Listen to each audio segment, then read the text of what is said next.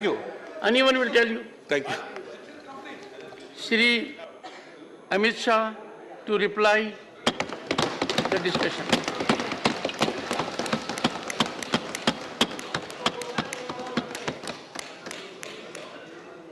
धन्यवाद सभापति महोदय।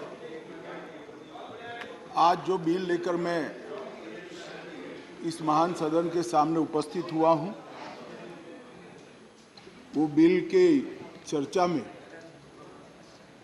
डॉक्टर अभिषेक मनु सिंघवी से लेकर श्रीमान आठवले जी तक 34 सम्मानीय सदस्यों ने अपने अपने विचार रखे। इसके चर्चा के समय सभी ने अपनी अपनी समझ के हिसाब से पक्ष और विपक्ष दोनों में विचार रखे। माननीय सभापति महोदय, मैं आपके माध्यम से पूरे सदन को आश्वस्त करना चाहता हूं कि बिल का उद्देश्य केवल और केवल दिल्ली में सुचारू रूप से भ्रष्टाचार विहीन और लोकाभिमुख शासन हो। अब किसी को भ्रष्टाचार विहीन और लोकाभिमुख शासन में विरोध है तो इसका तो मेरे पास कोई जवाब नहीं है, मगर मैं इतना जरूर आश्वस्त करना चाहता हूं कि बिल के एक भी प्रावधान से मान्यवर पहले जो व्यवस्था थी जब इस देश में कांग्रेस की सरकार थी, वो व्यवस्था में किंचित मात्र भी परिवर्तन नहीं हो रहा है। मान्यवर, मैं आज जो बिल लेकर आपके सामने उपस्थित हुआ हूं, वो महामहिम राष्ट्रपति जी के 19 मई 2023 को राष्ट्रीय राजधानी क्षेत्र दिल्ली में सेवाओं के प्रशासन और प्रबंधन से जुड़े अध्यादेश जो उन्होंने प्रख्यापित किया था, वो अध्यादेश से बनी हुई व्यवस्था के स्थान पर विधि द्वारा बनी हुई व्यवस्था को प्रस्तावित करने के लिए बिल लाया हूं। ये इसका मूल उद्देश्य है। मैं सारी बातों का डिटेल जवाब दूंगा कि बिल क्यों लाना पड़ा, अध्यादेश लाने की जल्दी क्या थी, ये बिल कैसे संविधान सम्मत है, ये बिल कैसे सुप्रीम कोर्ट के जजमेंट को किसी भी एंगल से, किसी भी तरह से इसको वायोलेट नहीं करता है। ये सारी चीजों का मैं जरूर जवाब दूंगा। माननीय महोदय, चूंकि इतनी लंबी चर्चा इस सदन ने करी है, मैं दिल्ली की स्थिति को थोड़े शब्दों में जरूर सदन के सामने रखना चाहूंगा। मान्यवर, दिल्ली कई मायनों में सभी राज्यों से अलग प्रदेश है, क्योंकि यहाँ संसद भवन भी है, कई सारे इंस्टीट्यूशन का स्टेटस एंजॉय करने वाली संवैधानिक हस्तियां यहाँ विराजमान होती, सुप्रीम कोर्ट है, एम्बेसीज यहाँ है, और बार बार दुनिया भर के राष्ट्राध्यक्ष यहाँ पर चर्चा करने के लिए यहाँ आते हैं। मान्यवर, इसीलिए दिल्ली को यूनियन टेरिटरी बनाया गया है। स्टेट लिस्ट के मुद्दों पर यहाँ की सरकार को सीमित मात्रा में अधिकार दिए हैं। दिल्ली असेंबली के साथ मगर सीमित अधिकारों के साथ यूनियन टेरिटरीज है। तो आगे पर जिसको भी दिल्ली में चुनाव लड़ना है, इसको दिल्ली के एक कैरेक्टर को समझना चाहिए। मान्यवर, मैं जब पंचायत का चुनाव लड़ता हूं और पार्लियामेंट के अधिकारों की मांग करता हूं, तो ये संवैधानिक रूप से पूरे नहीं हो सकते। हम जब चुनाव लड़ते हैं, दिल्ली के एमएलए का या चीफ मिनिस्टर की दावेदारी करते हैं, तब हमको मालूम होना चाहिए कि यूनियन टेरिटरीज है। और सपना तो मुझे कोई भी आ सकता है, मगर चुनाव में जो लड़ता हूं इसके हिसाब से भी हो सकता, सपने पूरे हो सकते हैं। और अगर देश का प्रधानमंत्री बनना है तो संसद का चुनाव लड़ना पड़ता है, दिल्ली के एमएलए का चुनाव से नहीं लड़ना पड़ता है। माननीय अध्यक्ष अध्यक्ष महोदय, दिल्ली के शासन का इतिहास भी मैं जरा बताना चाहता हूं। स्वतंत्रता पूर्व भी दिल्ली कई सालों से किसी न किसी प्रकार से देश का सत्ता का केंद्र रहा, राजधानी रहा। नजदीक के भूतकाल में चले जाइए तो 1911 में दिल्ली तहसील और महरौली थाना, ये दोनों को अलग कर राजधानी बनाया गया। बाद में वर्ष 1919 और 1935 के अधिनियमों में उस वक्त की ब्रिटिश सरकार ने दिल्ली को चीफ कमिश्नर प्रोविंस माना। स्वतंत्रता के समय के जब संविधान बनने की प्रक्रिया हुई, उस वक्त दिल्ली के स्टेटस के बारे में पट्टाभी सीतारामैया और बाबा साहेब आम्बेडकर की एक कमेटी बनी और ड्राफ्टिंग कमेटी ने दिल्ली की स्थिति को लेकर विस्तृत विचार विमर्श किया। माननीय सभापति महोदय, पट्टाभी सीतारामैया समिति ने दिल्ली को लगभग राज्य स्तर का दर्जा देने की सिफारिश की थी। उसी कमेटी के चर्चा के वक्त पंडित नेहरू, सरदार पटेल, सी राजगोपालाचारी, डॉक्टर राजेंद्र प्रसाद और स्वयं डॉक्टर अंबेडकर जैसे नेताओं ने इसका अलग अलग तर्क देकर विरोध किया था। मान्यवर, 1949 में संविधान के अंतिम मसौदे के साथ संविधान सभा के अध्यक्ष को भेजी गई डॉक्टर अंबेडकर की रिपोर्ट का मैं पेरा पढ़ना चाहता हूं।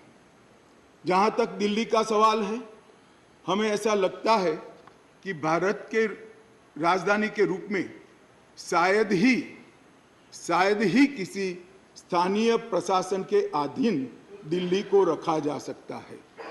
संयुक्त राज्य अमेरिका में संसद राजधानी के संबंध में पूर्ण विधायी शक्ति का अधिकार रखती है। ऑस्ट्रेलिया में भी ऐसा है। आगे अंबेडकर की रिपोर्ट कहती है, किसी विशेष क्षेत्र के मामले में क्या किया जाना है, ये राष्ट्रपति अपने आदेश द्वारा निर्धारित करेंगे। निसंदेह वह अन्य मामलों की तरह इसमें भी जिम्मेदार मंत्रियों की सलाह पर काम करेंगे। यदि वह चाहे तो दिल्ली में एक उपराज्यपाल रख सकते हैं। वह आदेश द्वारा एक स्थानीय विधायिका भी बन सकता है और इसके संगठन एवं शक्तियों का प्रावधान संसद कर सकती है। मान्यवर, श्रीमान मनोज जी ने कहा कि मैं कोटेशन को पढ़ाता हूं। मनोज जी, अगर इसी प्रकार के कोटेशन का इंटरप्रिटेशन आप जेएनयू में पढ़ाते होगे तो विद्यार्थियों की बुरी गत होगी।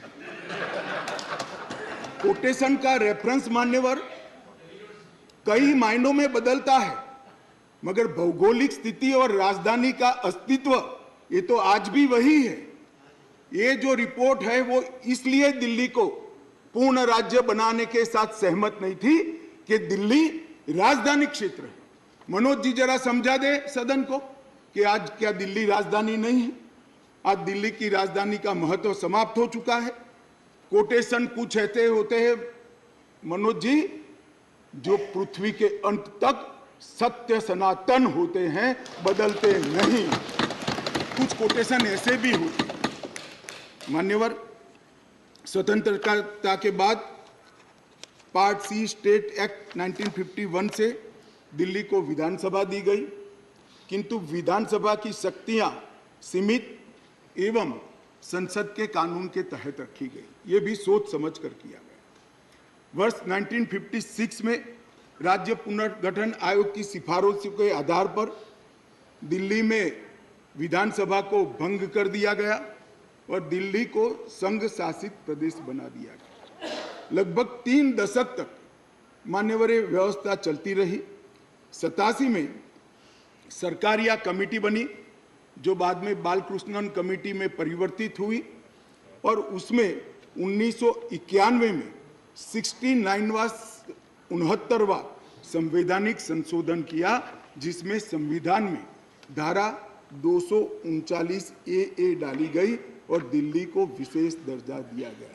मैं इस बात पर पूरे सदन का ध्यान आकृष्ट करना चाहता हूं कि दिल्ली के रेफरेंस में संविधान का जब भी जिक्र करते हैं दिल्ली के शासन को मिले हुए अधिकारों के लिए, तब संविधान में धारा 239 ए को पढ़ना होगा, क्योंकि ये विशेष धारा है जो यूटी राजधानी क्षेत्र को व्याख्यायित करती है और उसकी शासन संबंधी सभी व्यवस्थाओं को इसमें वर्णित किया गया है। अब इसमें आप यहाँ पर ऐसा भाषण करेंगे कि आज दिल्ली की बारी है, कल उड़ीसा की है, आज दिल्ली की बारी है, कल आंध्र प्रदेश की है, आज दिल्ली की बारी है, कल फलाने राज्य की है। कोई संसद सदस्य ऐसी बातें सुन के अपना मत नहीं बदलेगा। राघव जी, आप जरा भी चिंता मत करिए। ऐसा नहीं है कि सिर्फ आप पढ़ सकते हैं, सभी लोग पढ़ सकते हैं, सभी लोग समझते हैं और सभी लोग चीज़ों को जानते भी हैं। सभी लोग जानते हैं कि इस प्रकार के बदलाव किसी राज्य में नहीं हो सकते, यूटी में ही हो सकते। मगर प्रॉब्लम इसमें राज्य और यूटी का नहीं है। हम है यूटी में, चुनाव यूटी के लड़े हैं और राज्य की पावर एंजॉय करनी है, इसका प्रॉब्लम है। मान्यवर, प्रॉब्लम का कोई जवाब भारत सरकार के पास नहीं है, दिल्ली की जनता के पास भी नहीं है, ये सदन के पास भी नहीं है। अपनी मानसिकता को ही बदलना पड़ेगा, सीमित करना पड़ेगा, संयत करना पड़ेगा, तब जाकर मान्यवर इसका रास्ता निकलेगा। मान्यवर, क्या हुआ बाद में? 91 से 2015 तक ऊपर नीचे कई बार एक दल की सरकार आई, कई बार विपक्ष की सरकार आई। मैं बहुत जिम्मेदारी के साथ यहां बताना चाहता हूं कि इस बिल से जो ट्रांसफर पोस्टिंग के सेवाओं के काम के लिए जो अधिकार का वर्णन किया गया है, ये सारे अधिकार प्रैक्टिस में यहीं पर वो ही चलते थे। 91 से लेकर 2015 तक मदनलाल खुराना जी मुख्यमंत्री रहे, फिर साहिब सिंह वर्मा बने, फिर थोड़े समय के लिए स्वर्गीय सुषमा स्वराज जी बनी, फिर थोड़े शीला दीक्षित जी बनी, मगर किसी से केंद्र सरकार से झगड़ा नहीं हुआ, किसी को नहीं हुआ, क्योंकि सब लोग विकास करना चाहते थे, सब पावर लेना नहीं चाहते थे।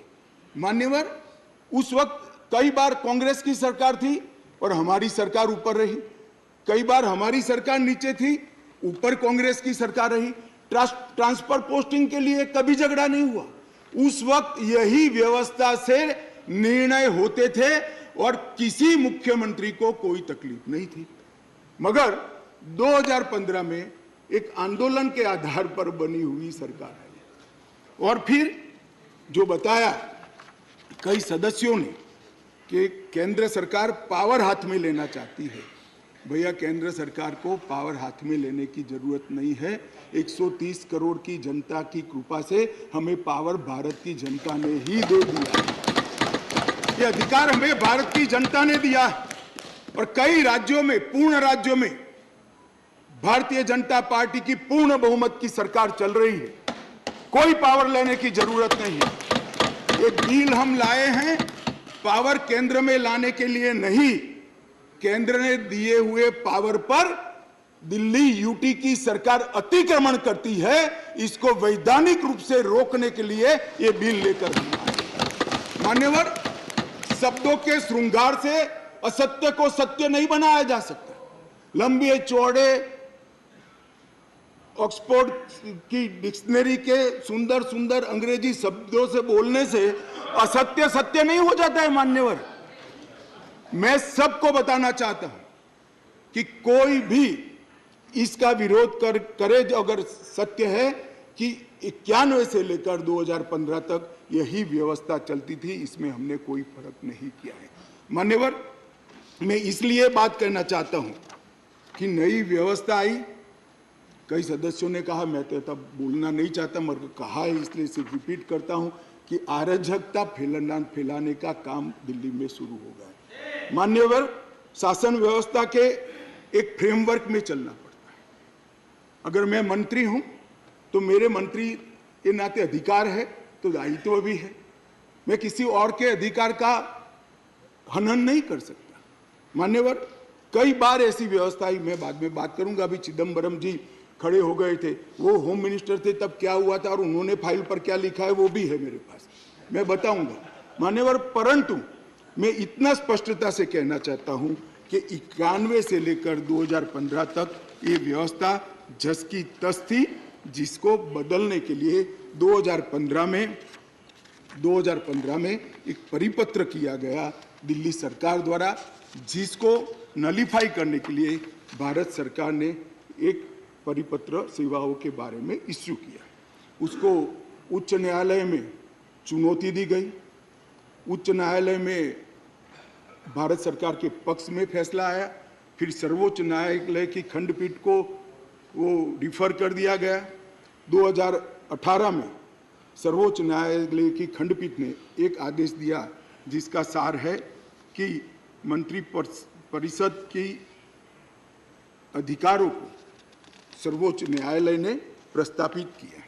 मान्यवर, फिर वो डिवीजन बेंच के अंदर 2 जज की बेंच के अंदर गया, वहां सहमति नहीं बनी और फिर से खंडपीठ को रिफर कर दिया गया और 11 मई को सर्वोच्च न्यायालय की खंडपीठ ने सेवाओं के मामले में अपना निर्णय दिया।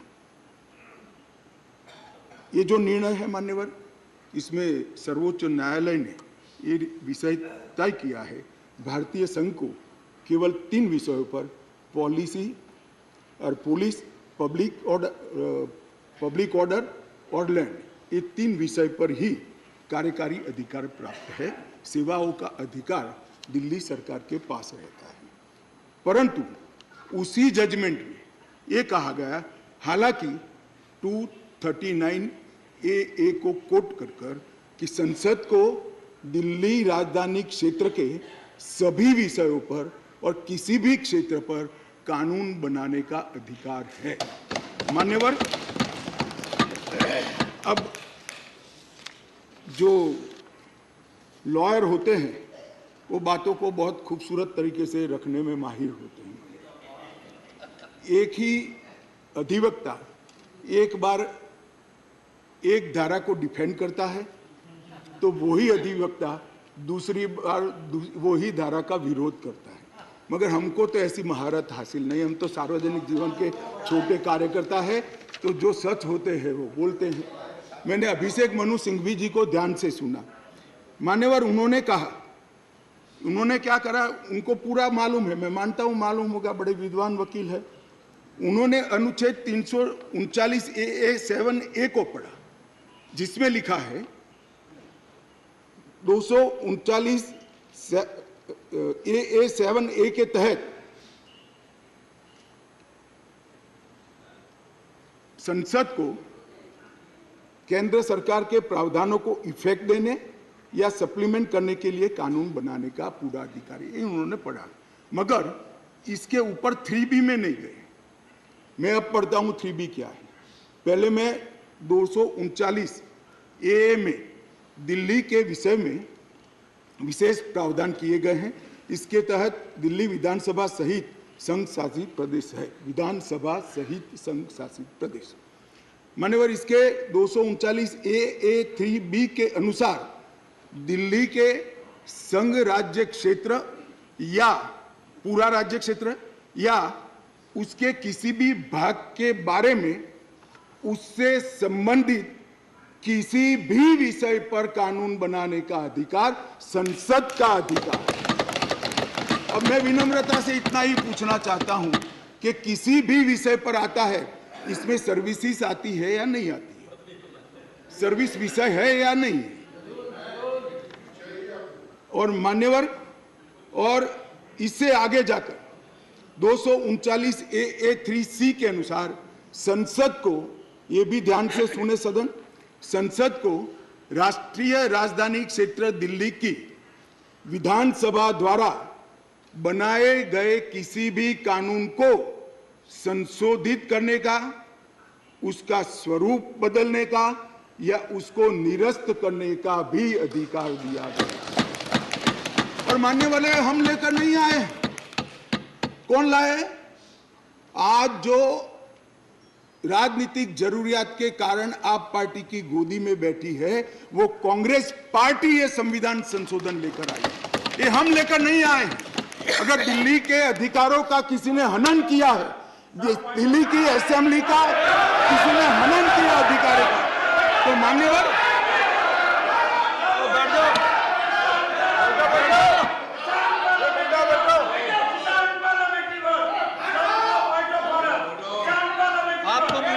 लगी होगी, बैठ जाओ बैठ जाओ।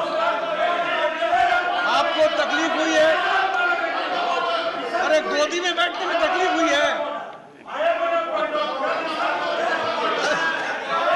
माननीय अध्यक्ष जी, इनको करने में तकलीफ नहीं और सुनने में क्यों तकलीफ होती है? करते हैं तो सुनना पड़ेगा। गोदी में बैठ गए। मैं फिर से रिपीट करना चाहता हूं, केवल और केवल राजनीतिक स्वार्थ के कारण आप पार्टी का एपीचमेंट करने के लिए ये अपने ही लाए हुए कानून का ये विरोध कर रहे हैं।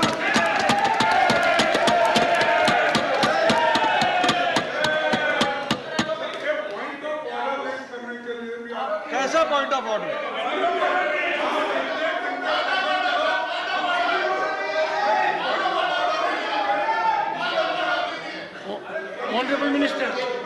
Honorable Minister. माननीय अध्यक्ष जी, Honorable Minister.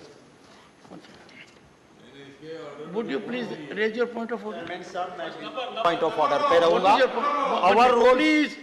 Our rule says unparliamentary word cannot be used in this house. We have the book of list और उसी लिस्ट के हिसाब से किसी पार्टी किसी के साथ जाने पे उसकी गोदी में बैठी है, ये वर्ड अनपार्लियामेंट्री है। कल हम भी बोलेंगे। आप डेकोरम की बात करते हो, आप डेकोरम की बात करते हो, तो किसकी गोदी में बैठे हैं हम भी बीजेपी के लिए बोलेंगे कि कौन सी गोदी है, किसकी गोदी में बैठे हैं। तो डेकोरम आप कहते हो, तो डेकोरम मेंटेन हम भी करना चाहते हैं। और speaker sir, You are not to make a speech. I have heard your point of order. I reject the point of order. Take your seat. Sir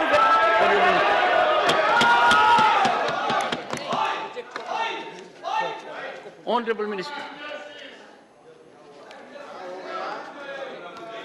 माननीय अध्यक्ष जी,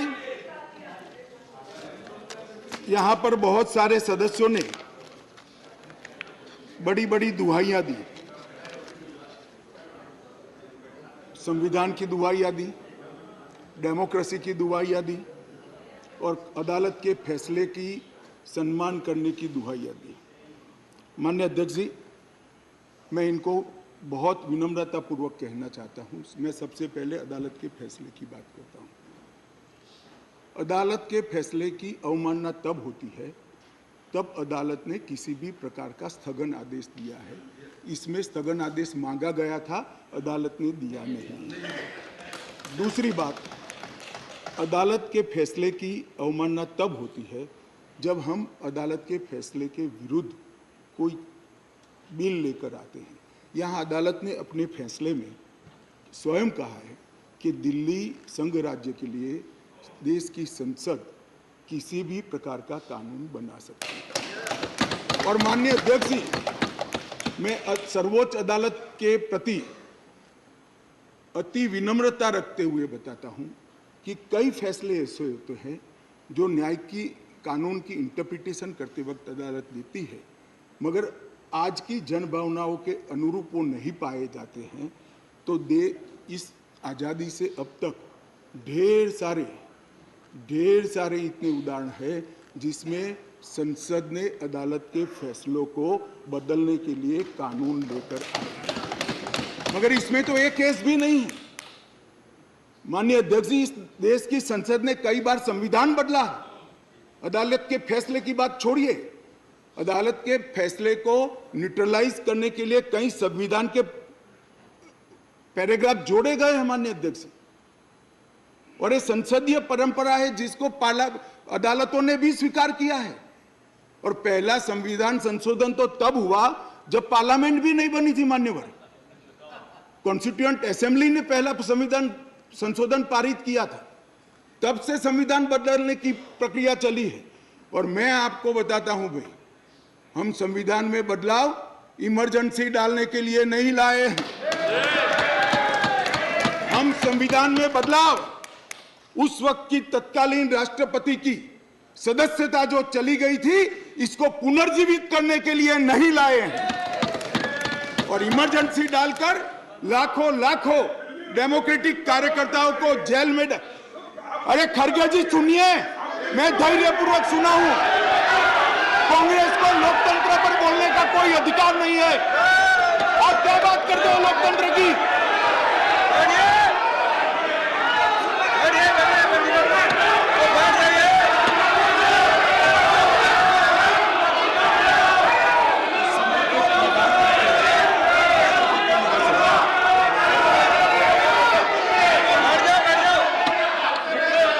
Honorable members, please take your seat.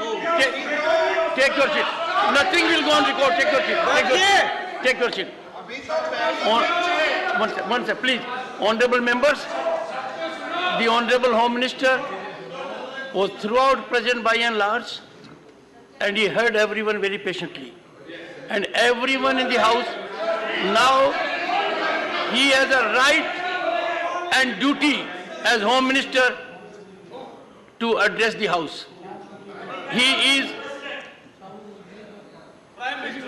Something wrong? Honorable Home Minister, nothing will go regard. Please.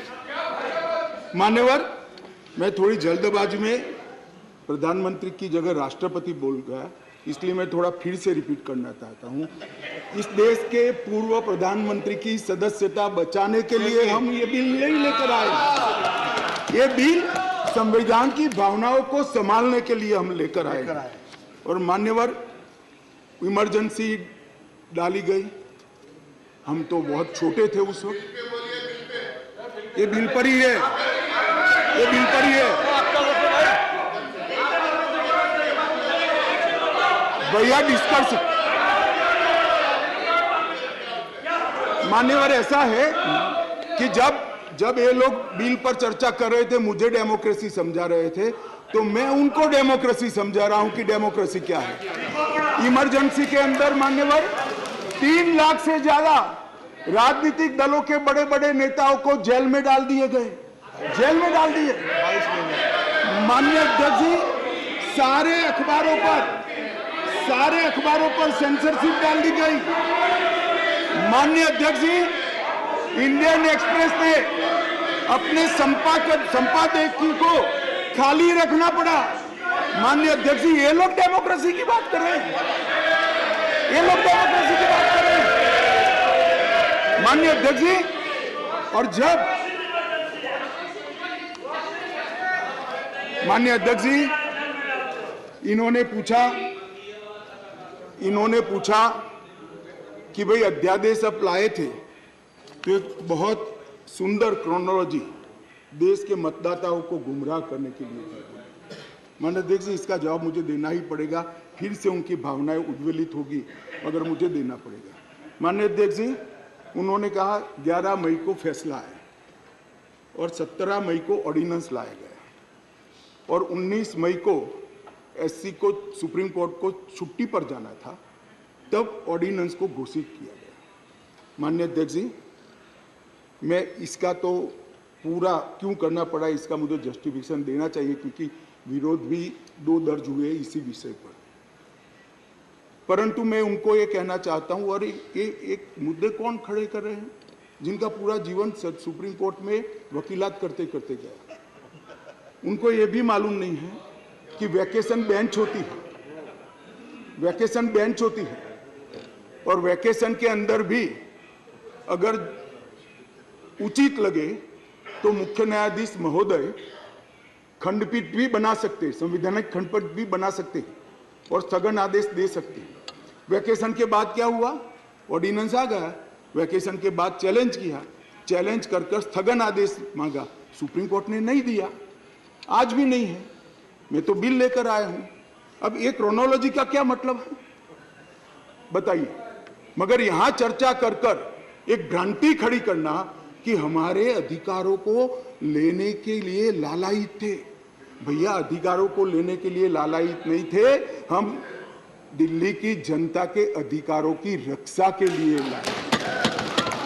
इसलिए मान्यवर, ये जल्दी करनी पड़ती। मान्यवर, मैं आगे बताता हूं कि जल्दी क्यों करनी पड़ी। मान्यवर, अब मेरे पास भी एक क्रोनोलॉजी है, जरा उसको धैर्य से सुनना चाहिए। मान्यवर, 11/5/23 को ये अध्यादेश आया और ये फैसला आया। फैसला लगभग 3-4 बजे के आसपास घोषित हुआ। उसके बाद में 5:30 बजे फैसला क्या था मान्यवर? फैसला तो ये था कि संवैधानिक खंडपीठ ने एक फाइंडिंग दिया है, ये रेगुलर बेंच के सामने जाएगा, रेगुलर बेंच हियरिंग करेगी और बाद में इस पर आदेश पारित करेगी, तब जाकर फैसला लागू होगा। फैसला तो अभी लागू भी नहीं हुआ है।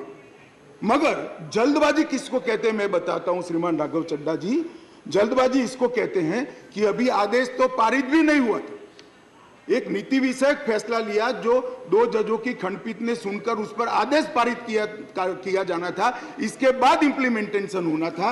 11/5 को शाम को 5:30 बजे एक नोट सर्कुलेट कर दिया गया कि आज 5:30 बजे तक पात्र अधिकारियों की सूची के साथ जो इस पद पर तैनात हो सके, सचिव सेवाओं के मतलब सेक्रेटरी सर्विस के लिए एक नोट प्रस्तुत किया गया। ट्रांसफर करना भी चालू कर दिया। बोले अभी तो खंडपीठ 2 जजों की खंडपीठ का जजमेंट भी नहीं आया और ट्रांसफर करना चालू किया। सोशल मीडिया में घोषणा कर दी, अभी तो एप्लीकेशन मंगाई, नोट मंगाया है। सोशल मीडिया पर कह दिया श्री आशिक माधवराव मोरे को बदल दिया गया। कैसे बदलोगे भाई, कैसे बदलोगे मान्यवर? और इसके आगे मैं जाना चाहता हूं। इसके बाद सतर्कता विभाग विजिलेंस के मिनिस्टर ने सभी सहायक निर्देशकों को आदेश दे दिया कि विशेष सचिव सतर्कता को रिपोर्ट न करिए, उनको डायरेक्ट रिपोर्ट करिए। अब जो एडमिनिस्ट्रेशन मुझे समझाते थे, मैं उनको समझाना चाहता हूं। डायरेक्ट जॉइंट डायरेक्टर लेवल का ऑफिसर सीधा मंत्री को रिपोर्ट करे, ऐसा कैसे हो सकता है भाई? कैसे हो सकता है? ये एडमिनिस्ट्रेशन है क्या? किसके साथ में खड़े रहे हो? जवाब देना पड़ा दिल्ली की जनता को भाई। मान्यवर, इसके बाद सतर्कता विभाग के मंत्री जी ने आदेश दे दिया 13 तारीख को कि मैन्युअल के पैरा 2.22 के उल्लंघन किया, जिसमें विजिलेंस सेटअप के कार्यबल सीवीओ के परामर्श से संगठन के प्रमुख संगठन में प्रभावी सतर्कता प्रबंधन के लिए कार्यबल तैनात करने के निर्देश बनाने के लिए सूचना कर दी। अब मुझे ये समझ नहीं आता है, अभी तो संवैधानिक खंडपीठ ने खंडपीठ को आदेश भेजा है, इंटरप्रिटेशन भेजा है, इस पर खंडपीठ ने 2 जजों की खंडपीठ ने सुनवाई करनी है और फिर जजमेंट देना है। यहाँ पूरा इम्प्लीमेंटेशन कर दिया। मगर विश्व में कोई भी विज्ञान का नियम है, कोई भी चीज अकारण नहीं होती। ये विजिलेंस विभाग को ही क्यों टारगेट बनाया गया? ट्रांसपोर्ट को नहीं बनाया गया, सफाई को नहीं बनाया गया, जल बोर्ड को नहीं बनाया गया, जल विभाग को नहीं बनाया गया, मान्यवर रोड एंड बिल्डिंग को नहीं बनाया गया, सोशल वेलफेयर को नहीं बनाया। ये सारे शासन के साथ जुड़े हुए भी नहीं है क्या? ये किसी में जल्दी नहीं हुई, सिर्फ विजिलेंस में हुई। अब मैं इस कारण बताना चाहता हूं कि सदन में विजिलेंस में क्यों जल्दी हुई। मान्यवर, इसके अंदर आबकारी घोटाले की, शराब घोटाले की फाइल विजिलेंस में पड़ी थी। इसलिए मान्यवर आधी रात को विजिलेंस डिपार्टमेंट खोलकर फाइलों की हेराफेरी करने की फरियाद दिल्ली पुलिस को मिली है। मान्यवर केशव राव जी कहते थे हम तो ना इनके साथ है ना उनके साथ है, ना आपसे जुड़ाव है ना उनसे जुड़ा है। बीआरएस वालों का भी इस शराब घोटाले के साथ आप पार्टी के साथ जुड़ाव है, इसीलिए आप वहां बैठे हो। मान्यवर, एक फाइल थी आबकारी घोटाले वाली, दूसरी फाइल थी एक यहाँ पर शीश महल बना है मान्यवर, बहुत बड़ा शीश महल। हमने When we speak, you stop us. Sheesh Mahal is allowed to नहीं, एक मिनट मान्यवर, शीश महल में असंसदीय क्या है? अभी मैं आगे तो बोला ही नहीं। What is your objection? What is the problem? For sake of objection, you are raising objection. तकलीफ क्या है? पागल हो गया है। No, you just want to hold the floor. 258. Sorry, sorry, तकलीफ क्या है? please. 258. Sorry. Let us not make issue of non-issues. Take your seat. 258. Take your Sir, seat. 258. Take your seat. 250. Sit down. You want Take me your to sit? seat. Okay, I'll sit. Take your seat. Take your seat, please. Take your seat. Take your seat. Honorable Minister. मान्यवर, मैं कहता हूं शीश महल में क्या असंसदीय है, चर्चा करें जरा खड़े होकर। वैसे ही व्यवधान करने के लिए खड़े हो जाते हैं, जरा समझाइए।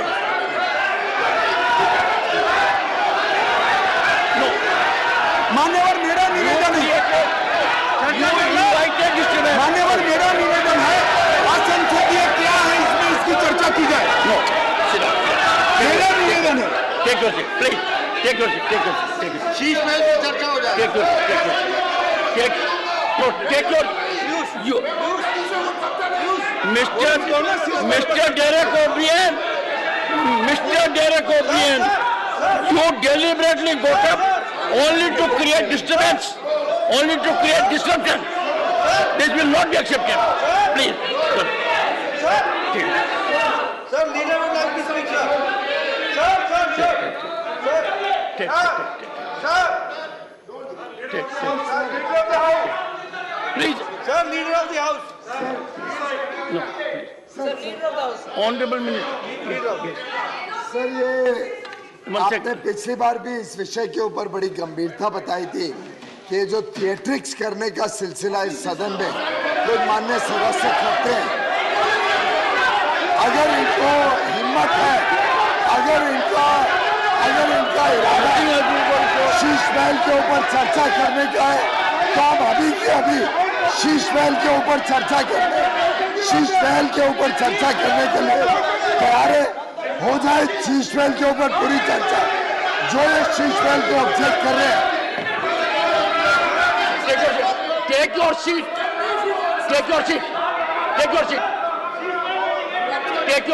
Please. Take your seat. Oh, one second. Sorry, sir. 1 second. Sorry. Please. Honorable members, I was hearing the Honorable Home Minister with total focus. And there was nothing in the discourse of the Honorable Home Minister which could have invited the kind of disruption in which Mr. Derek O'Brien. I urge the House, I urge the Honorable members, we have been decorous during the whole day. Don't act on a plan. Let us believe in decorum. Honorable Home Minister. Honorable Home Minister. No. Honorable Home Minister. माननीय अध्यक्ष जी, यही Honorable जिसको Home Minister. निशाना बनाया गया, वही vigilance की office में मुख्यमंत्री के नए बंगले पर खर्च हुए अवैध खर्चे के लिए और आवंटित की गई राशि से 6 गुना ज्यादा खर्चे के लिए जांच की फाइल भी उसी के अंदर थी। माननीय अध्यक्ष जी, माननीय सुप्रीम कोर्ट ने एक ऑर्डर दिया था कि अपनी पार्टी के, सरकार के नहीं, अपनी पार्टी के प्रचार के लिए दिल्ली सरकार का जो खर्च हुआ है, वो खर्च दिल्ली सरकार से नहीं, आप पार्टी से वसूल कर दिल्ली सरकार के खजाने में डाला जाए 90 करोड़ रुपए। इसकी जांच भी यही विजिलेंस डिपार्टमेंट ने की। मान्यवर, इन्होंने दिल्ली सरकार के पास लॉ एंड ऑर्डर नहीं है, इसका मतलब पुलिस नहीं है, इसलिए वहां इंटेलिजेंस डिपार्टमेंट नहीं हो सकता है, मगर उन्होंने एक फीडबैक यूनिट बनाया और फीडबैक यूनिट से राजनीतिक जानकारियां इकट्ठा करना शुरू करी। मान्यवर, इसके खिलाफ भी एक जांच चली और एक जांच की फाइल भी विजिलेंस डिपार्टमेंट ने दी। मान्यवर, BSES और BYPL ये 2 वीज वितरण कंपनियां हैं जिनका 21,000 करोड़ रुपया दिल्ली सरकार को बकाया है, देना है, फिर भी 2,000 करोड़ का उनको पेमेंट कर दिया गया। इसकी भी जांच चल रही है। वो जांच की फाइल भी इसी विजिलेंस डिपार्टमेंट में थी मान्यवर। और ये आधी रात को जो कागज इधर उधर खोलने का प्रयास किया गया वो ही इमरजेंसी थी। चिदम्बरम साहब को शायद मालूम नहीं था, इसलिए पूछते थे कि क्या इमरजेंसी थी, तो भाई ये इमरजेंसी थी, इमरजेंसी ये थी। और मान्यवर अगर ये न करते तो सारे घोटालों की फाइलों को गुम करने का एक नया घोटाला रजिस्टर करना पड़ा, और इसलिए इमीडिएटली ऑर्डिनेंस लाना पड़ा जो संविधान सम्मत है।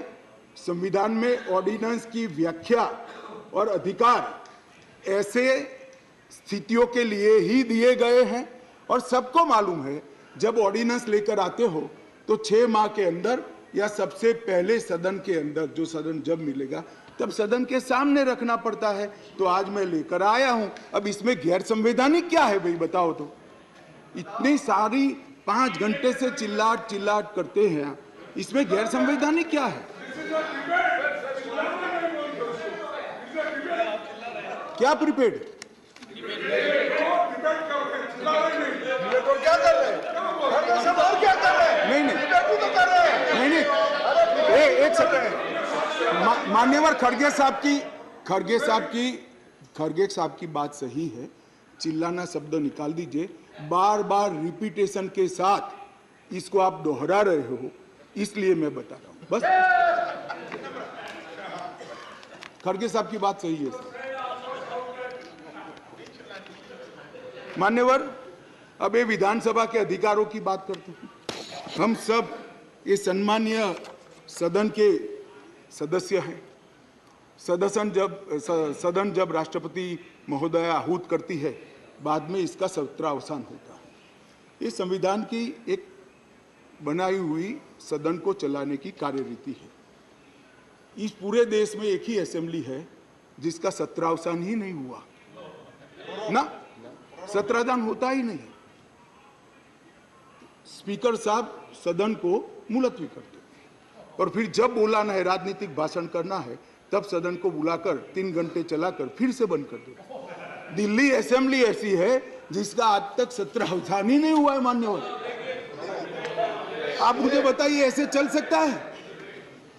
माननीय अध्यक्ष जी, विधानसभा के rules of procedure and conduct of business 1997 के नियम 70 में विधानसभा अध्यक्ष को सदन को स्थगित करने का अधिकार दिया है। ये अधिकार इस तरह से देश के किसी भी असेंबली के स्पीकर ने नहीं उपयोग किया है।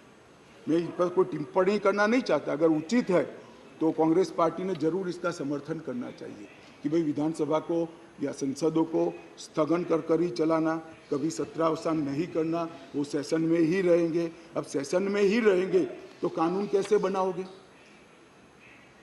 अब कैबिनेट बुला ही नहीं सकते। इसलिए क्या स्थिति है समझिए साहब। 2020 में सत्र की संख्या कितनी हुई दिल्ली के? 1 बजट सत्र। 2021 में कितनी? 1 बजट सत्र। 2022 में कितनी बार सदन बुलाया गया? 1 बार बजट सत्र। 2023 में कितनी बार सदन बुलाया गया? 1 बार बजट सत्र। उसके अलावा असेंबली की जरूरत ही नहीं है। इसके अलावा मान्यवर असेंबली की जरूरत ही नहीं है। ये किस तरह से असेंबली चला रहे हैं मान्यवर?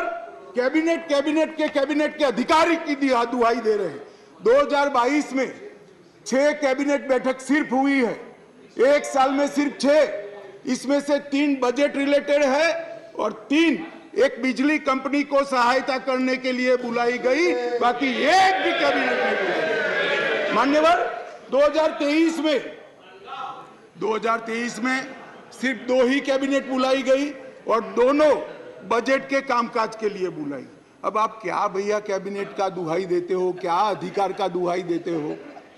ना कैबिनेट मिलती है, ना सदन मिलता है, और हमें डेमोक्रेसी पढ़ाते हो भाई। ऐसा कभी नहीं होता भाई। ये जो कहते हैं ना कि क्या विशेष हुआ था, इसलिए मैं समझाता हूं मान्यवर क्या विशेष।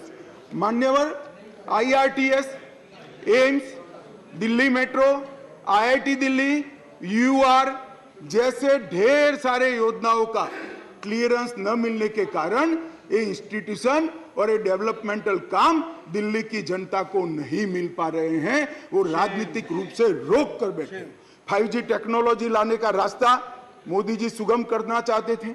हमारे अश्विनी भाई बार बार पत्र लिखते हैं, 2016 से झगड़ा चल रहा है मगर इस पर कार्यवाही नहीं करी और ट्रांसफर पोस्टिंग के लिए इनको सुप्रीम कोर्ट में जाने का समय है, मगर 5G टेक्नोलॉजी को इंस्टॉल करने के लिए जो सहायता चाहिए भारत सरकार को, वो करने का समय नहीं है। माननीय अध्यक्ष जी, मैं इसलिए कहता हूं कि कुछ परिस्थितियां ऐसी होती है जिसको अलग दृष्टिकोण से देखना पड़ता है। दिल्ली के अंदर 91 से 2015 तक यही व्यवस्था, इसी तरह से ट्रांसफर पोस्टिंग होती थी मान्यवर, और कोई कानून या कोई नियम बनाने की जरूरत नहीं पड़ती। मान्यवर, मैं फिर से एक बार सदन का ध्यान आकृष्ट करना चाहता हूं। कुछ सदन के सदस्यों ने कहा कि ये बिल संविधान सम्मत नहीं है और संविधान के अधिकारों को ये बिल कानून के द्वारा संविधान सुधारने का प्रयास है।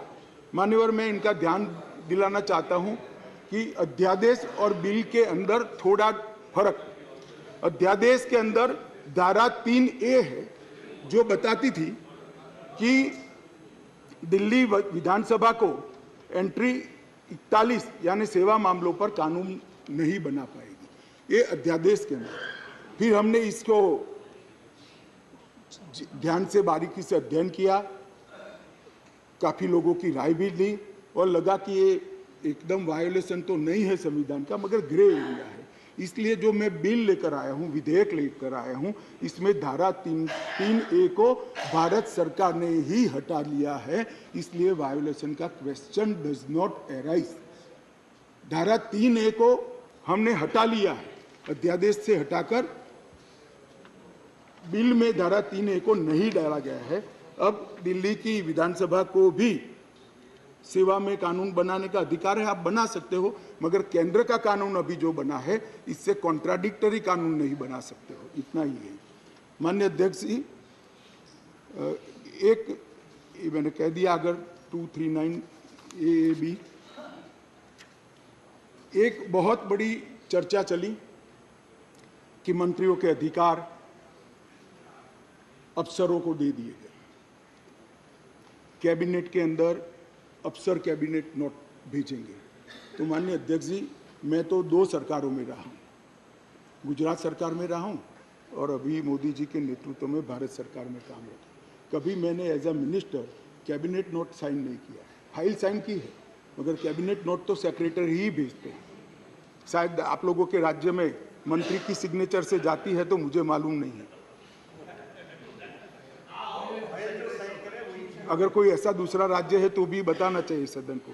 माननीय अध्यक्ष जी, मैं खंडवार जवाब देना नहीं चाहता, इतना ही कहना चाहता हूं कि 45A 45(1) को जो उद्धृत कर सब लोग बोल रहे थे, इसमें मैं इतना ही कहना चाहता हूं कि इसमें दिए गए सारे प्रावधान ट्रांजैक्शन ऑफ बिजनेस रूल 1993 में पहले से मौजूद है, 93 से है, जो कांग्रेस पार्टी लेकर आई है। हम कुछ नया नहीं लाए, मगर वो रूल्स को मानते नहीं थे, इसलिए रूल्स को एक्ट का हिस्सा बनाया गया है। 93 से रूल्स के हिसाब से दिल्ली चलती है, फुल स्टॉप कॉमा का फर्क नहीं है साहब इसमें। ट्रांजैक्शन ऑफ बिजनेस रूल 1993 जो है, जो कांग्रेस पार्टी ने बनाए थे, उसको ही हम एक्ट में आमेज किए हैं और इसलिए करने पड़े हैं कि कैसी सरकार चुनकर आई जो रूल्स को मानती नहीं है, इसलिए एक्ट में डालना पड़ा। मान्यवर, ये सारे अधिकार जो है, अधिकारों का बंटवारा है, कार्य विभाजन है और कार्य पद्धति है, ये सारी की सारी कांग्रेस पार्टी ने बनाई हुई है। अगर कांग्रेस पार्टी में अंतरात्मा है तो इस बिल का समर्थन करना चाहिए। मैं तो आपकी चीज को लेकर खड़ा हूं, मगर ये नहीं करेंगे, मुझे मालूम है मान्यवर, क्योंकि उनको गठबंधन बचाना है, उनको गठबंधन बचाना है। मान्यवर, मैं आपको बताना चाहता हूं, ये आप पार्टी का जन्म ही कांग्रेस का विरोध कर हुआ। लगभग 3 टन जितनी गाली कांग्रेस की सरकार को बोले और बोलकर सरकार में आए, और आज अनधिकृत अधिकार प्राप्त करने के लिए कांग्रेस का समर्थन ले रहे हैं। और कांग्रेस वालों को भी ठीक है, चलो हमारा गठबंधन बढ़े। भाई मैं बताना चाहता हूं खड़गे साहब, जैसे ही आज शाम को ये बिल खत्म हुआ, पारित हुआ, केजरीवाल जी पलट जाएंगे, ठेंगा दिखाएंगे और कुछ नहीं होने वाला। तो उनका लक्ष्य हम नहीं है, उनका लक्ष्य हम नहीं है, कांग्रेस पार्टी है। जरा इनका चुनावी इतिहास देखिए, उनका लक्ष्य आप हो, वो आपको नहीं छोड़ेंगे। खैर वो आपको देखना है। और माननीय अध्यक्ष जी, ये सारे लोग सिद्धांतों की मुझे दुहाई दे रहे थे। मैं पूछना चाहता हूं, तृणमूल कांग्रेस और कम्युनिस्ट पार्टी आज एक मंच पर है, किस सिद्धांत के तहत है? जरा बताइए तो मुझे, किस सिद्धांत के तहत है? पूरा जीवन एक तृणमूल कांग्रेस पार्टी का जन्म ही कम्युनिस्टों का विरोध करते हुए हुआ है। कांग्रेस पार्टी से वो इसलिए अलग हुए, कांग्रेस पार्टी से इसलिए अलग हुए कि नरसिम्हा राव जी ने कम्युनिस्ट पार्टी से हाथ मिला लिए, और आज सत्ता प्राप्त करने के लिए वो इनके साथ बैठे। एक कांग्रेस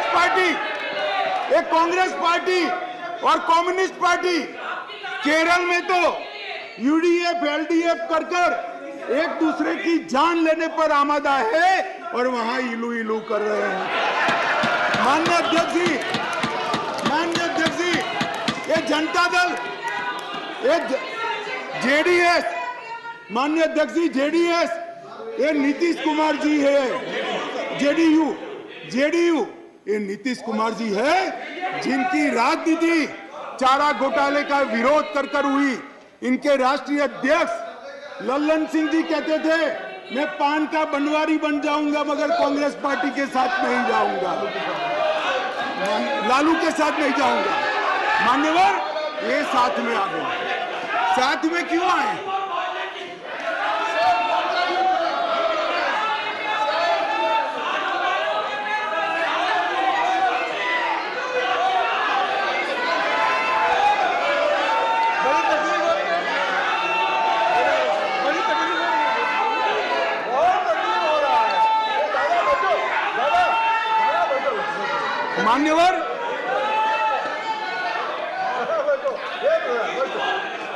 मान्यवर, ये साथ में क्यों आए हैं? ये साथ में इसलिए आए हैं कि उनको भरोसा है कि अकेले कुछ हो नहीं सकता, इकट्ठा हो जाओ तो कुछ तो कर पाएंगे। मगर मैं आज बताना चाहता हूं मान्यवर, और 5-10 लोगों को जोड़ दो, कुछ नहीं होने वाला है। 24 मई में फिर से नरेंद्र मोदी प्रधानमंत्री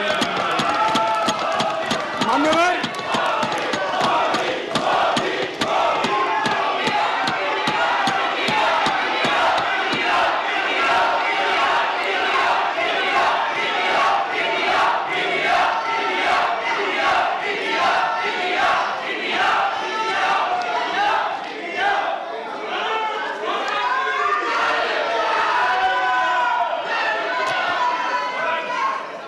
मान्यवर श्री संजय राउत ने कहा,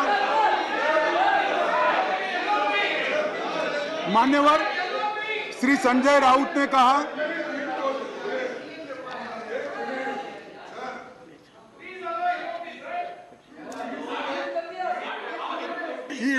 I know, but just take it. Don't get agitated, sir. We will have a good transactional business. Yes, leader of the opposition. Your point of order, sir. देखिए, जरा मुझे 2 मिनट चांस दीजिए बस। देखिए, शाह साहब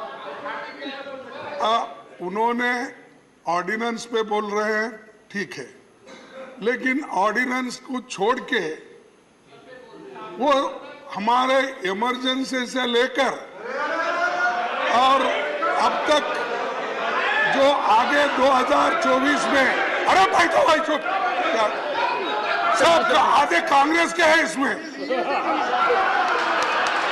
आधे कांग्रेस में है। देखिए आप भी सब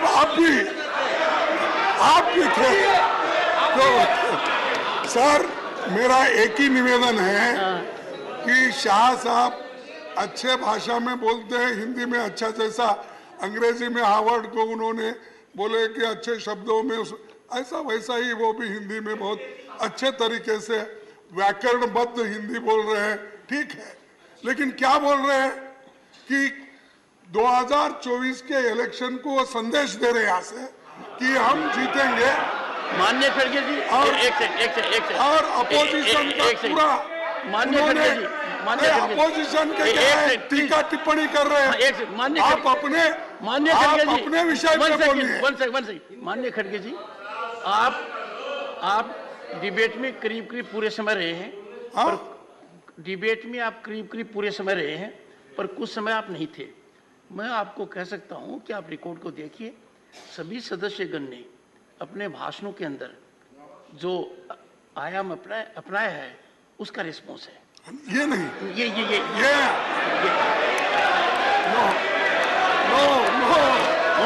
ऑनरेबल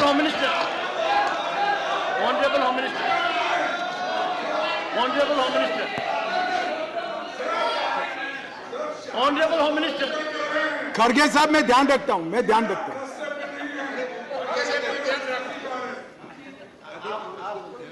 मान्यवर मैं खड़गे जी का बैठ जाओ मान्यवर, मैं खड़गे जी का धन्यवाद करता हूं। इन्होंने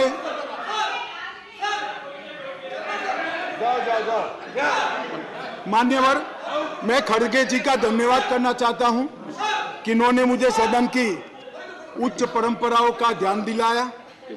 मैंने सदन की परंपराओं का ध्यान रखते हुए सटल वे में मेरी बात कही थी, परंतु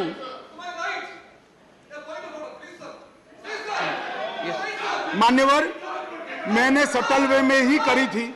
मैसेज आधा अधूरा गया था, खड़गे जी ने पूरा मैसेज डाल दिया, इसलिए मैं उनका धन्यवाद करना चाहता हूं। मान्यवर संजय राउत जी ने कहा कि मोदी जी विदेश जाते हैं तो उनका सम्मान होता है, कोई उनका ऑटोग्राफ मांगता है, कोई उनको झुककर नमन करता है, कोई उनसे अपॉइंटमेंट मांगता है, कोई मोदी इज द बॉस कहता है।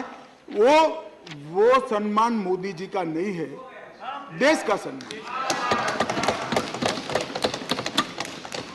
मैं यही कहना चाहता हूं, हमारे मन में कोई मुगलता नहीं है कि नरेंद्र मोदी व्यक्ति का सम्मान है, ये नरेंद्र मोदी नाम के देश के प्रधानमंत्री का सम्मान। मगर इतने सारे देश के राष्ट्रपति, प्रधानमंत्री, राष्ट्राध्यक्ष भारत के प्रधानमंत्री को सम्मान देते हैं, इससे देखकर आप भी जरा देना चालू करो तो थोड़ा अच्छा दिखेगा। मान्यवर कम्युनिस्ट पार्टी के 2 सदस्यों ने मेरी पार्टी का उल्लेख देकर कहा कि मेरी पार्टी का आजादी के आंदोलन में कोई इतिहास नहीं है, हिस्सा नहीं। सुनिए, मगर मैं उनके एक व्यवहारिक जनरल नॉलेज पर क्वेश्चन उठाना चाहता हूं कि जो व्यक्ति का, मतलब इंस्टीट्यूशन के नाते कहता हूं, जो पार्टी का जन्म ही 1950 में हुआ हो, वो आजादी के आंदोलन में कैसे हिस्सा ले सकते हैं भैया? हमारी पार्टी का जन्म ही 1950 में हुआ, हम कैसे आजादी का आंदोलन लड़ेंगे? मान्यवर मगर कई ऐसे हमारे फाउंडर मेंबर थे, श्यामा प्रसाद मुखर्जी से लेकर कई सारे।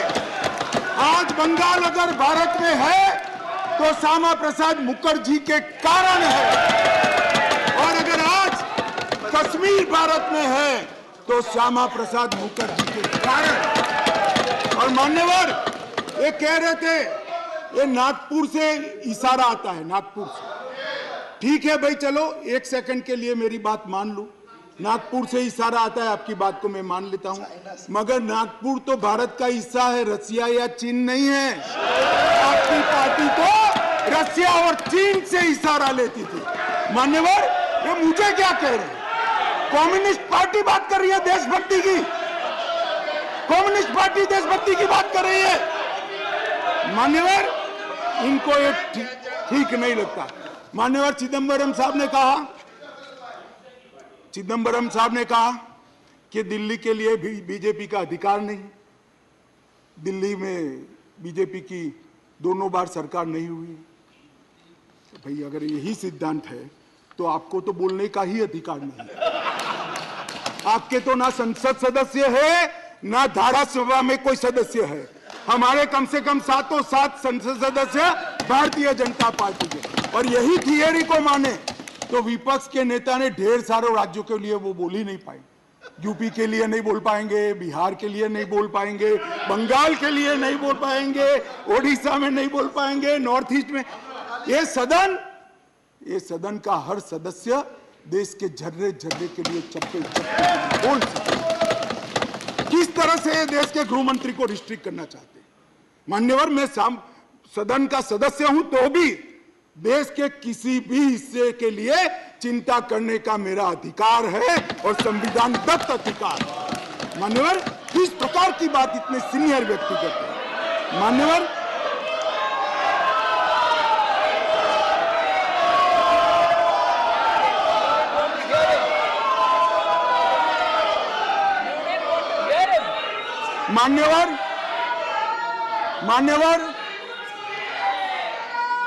मान्यवर, मणिपुर के लिए भी मैंने सदन से पहले ही आपको पत्र लिखा है कि मणिपुर के लिए चर्चा के लिए मैं तैयार हूं। आज भी कहता हूं, अभी 11 तारीख बाकी है। हमें कुछ छिपाना नहीं है। छुपाना आपको है जो चर्चा होने नहीं देते हो। आपको छुपाना है। और मैं कहता हूं मान्यवर, 11 तारीख को चर्चा खड़गे जी कह दे। मैं कहता हूं इसी तरह से सुन नहीं पाएंगे मान्यवर, नहीं सुन पाएंगे। और इसीलिए मणिपुर पर चर्चा करने के लिए तैयार। मान्यवर,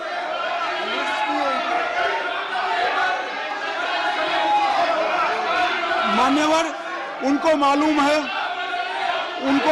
है कि बिजनेस एडवाइजरी कमेटी समय तय करती है। मैं अभी देश की जनता के सामने कहता हूं, 11 तारीख को, एक सेकंड, सुन लिया। बैठिए। मान्यवर, मैं सदन के सामने स्पष्टता करना चाहता हूं। ये चर्चा वो 267 के तहत चाहते हैं। एक सेकंड, बैठ जाओ। 267 के तहत चाहते हैं, जिसमें मतदान का प्रावधान है। मान्यवर, ये प्रावधान क्यों बना है? जब कोई सरकार बजट के तुरंत बाद अल्पमत में आ जाए और कोई बिल ही न लाए तो राज्यसभा में अविश्वास की दरखास्त का कोई प्रोविजन नहीं है। तो राज्यसभा में वोटिंग के साथ चर्चा हो, इसलिए रूल्स लाया गया है। यहाँ तो हम हर रोज बिल लेकर आते हैं। भाई गिरा दो बिल, बहुमत है, ये बिल गिरा दो, लो ये बिल ही गिरा दो, ये बिल गिरा दो। मान्यवर, मुझे बताइए, देश की जनता देख रही है, क्या हासिल है वोटिंग से? क्या हासिल है? सवाल आप मणिपुर की स्थिति, मणिपुर की चिंता और सरकार ने उठाए गए कदम पर चर्चा करने चाहते हैं या वोटिंग से शो ऑफ स्ट्रेंथ करना चाहते हैं? और वोटिंग से शो ऑफ स्ट्रेंथ करनी है तो भी हम डरते नहीं है। इसी बिल में कर लीजिए, अभी दूध का दूध और पानी का पानी। मान्यवर, 11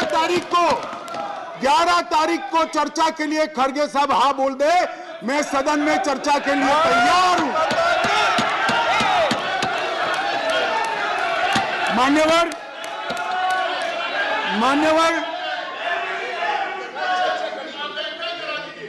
ऐसा है जयराम जी, आपको भी मालूम है अभी नहीं हो सकती।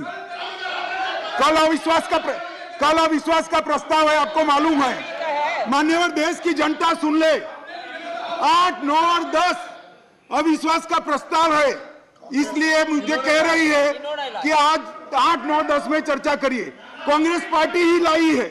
और मैंने सदन के पहले दिन से आपको पत्र लिखा है मान्यवर कि सदन में कितनी भी लंबी चर्चा के लिए मैं तैयार हूं, मैं हर बात का जवाब दूंगा और ये मेरा संवैधानिक दायित्व है।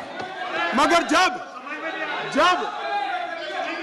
जब लोकसभा में अविश्वास प्रस्ताव पर चर्चा होती हो तब ये चाहते हैं मैं यहां बैठूं।